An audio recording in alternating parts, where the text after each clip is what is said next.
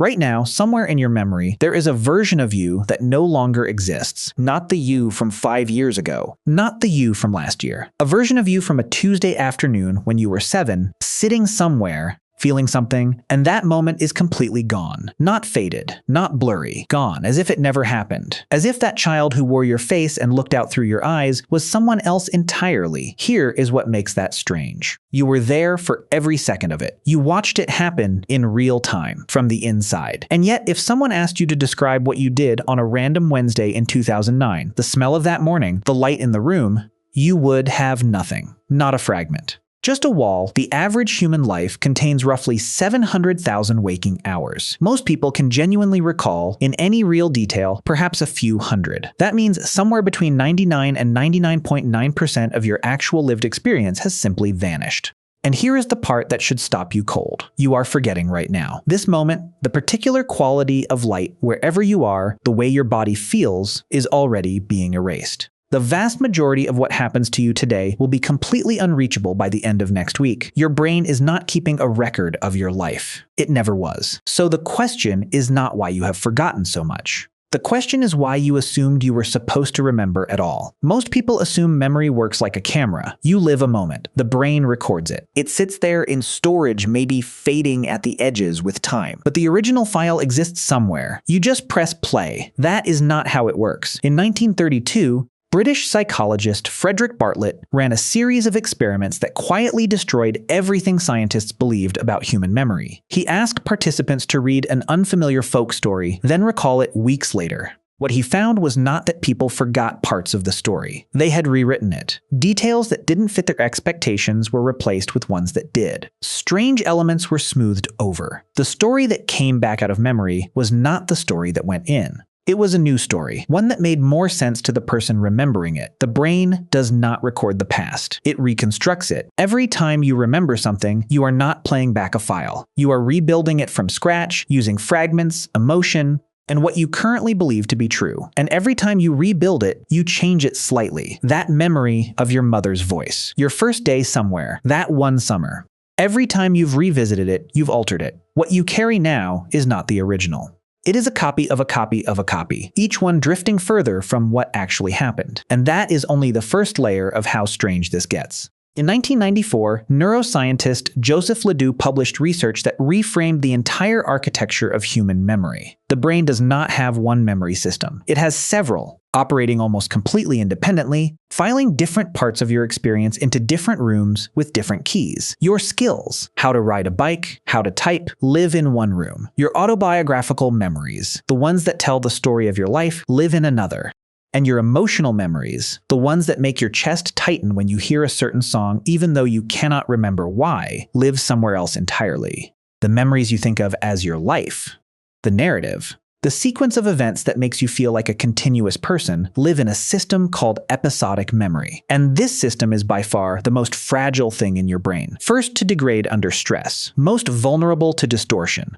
The one your brain quietly sorts through every night while you sleep. Here is what that sorting looks like. During sleep, your hippocampus replays the day's experiences and decides which ones are worth keeping. The rest get cleared, not because they were unimportant, but because your brain is not trying to preserve your life. It is trying to free up space for tomorrow. And the decision it makes about what to keep is not random. Your brain keeps what it thinks it will need again. Not what was beautiful, not what was meaningful. What it calculates, based on patterns of survival stretching back hundreds of thousands of years, is what is likely to be useful. Danger, novelty, emotion, repetition, everything else. The ordinary Tuesdays, the meals that were fine, the afternoons that passed without incident, get swept out quietly in the night. In 2007, James McGaugh published research showing that events triggering strong emotion were encoded with roughly double the neural strength of neutral ones. The amygdala essentially stamps certain memories as important the moment they happen, like someone circling a line in a book while you are still reading it. Those memories survive. the uncircled pages disappear. Your memory of your life is not a record of your life. It is a highlight reel assembled by a system that cares about your survival and nothing else. In a 2019 study, participants recorded detailed diary entries every day for a year, then were tested on those memories 5 years later. Over 90% of specific daily events, conversations, meals, ordinary moments were completely unretrievable, not hazy, not vague. Gone. Even when shown photographs from the exact day, 90%, 9 out of every 10 days you have ever lived have left almost no trace. But here is the strange reversal. There are people for whom almost nothing is forgotten. Researchers studying highly superior autobiographical memory, HAM, found individuals who remember nearly every day of their lives in precise detail. The smell of a specific morning 20 years ago, the exact words of a conversation from 1997. They do not describe this as a gift. They describe it as an inability to move forward. Every regret as fresh as the moment it happened. Every loss as sharp as the day it arrived. The past never softens. The past never recedes. Your forgetting is not a flaw, but understanding what it is will change how you see everything that came before. Here is the real answer. You cannot remember most of your life not because your memory is broken, but because the self that experienced those moments no longer exists to remember them. In 2011, psychologist Dan McAdams published research showing that the human self is not a fixed thing traveling continuously through time. It is a story, constantly revised, retold, edited. The person you are right now is a character in a narrative that has been rewritten thousands of times. And here is what that means for memory. You do not remember experiences. You remember the version of those experiences that fits the current draft of your story. Memories that support who you believe yourself to be get reinforced every time you revisit them. Memories that don't fit quietly fade. When you cannot remember an entire year, a relationship, a version of yourself you used to be, it is often not because nothing happened. It is because the person you were then no longer maps onto the person you are now. The memories belong to someone you have stopped being, and so they fade, the way handwriting fades on a letter from someone who never came back. Think about who you were at 15. The specific texture of what you cared about. The feeling of being in your own body back then. Do you actually remember what it felt like from the inside? Or do you only have photographs and a summary? You are not remembering a life. You are remembering a story about a life.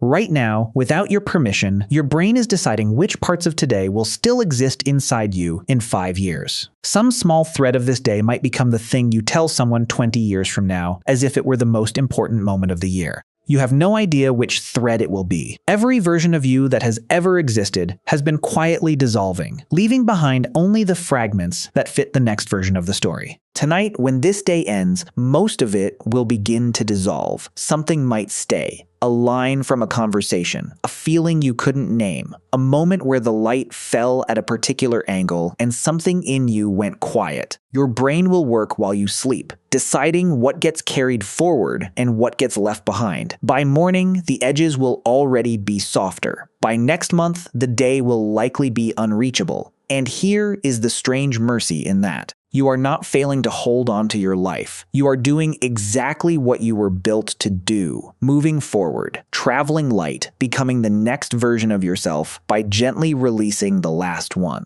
Every version of you that has ever existed loved something, lost something, was changed by something, and then stepped aside to let you arrive. The forgetting is not the tragedy. The forgetting is how you keep becoming. But sometimes, in a particular kind of stillness, a memory will surface from somewhere you thought was empty.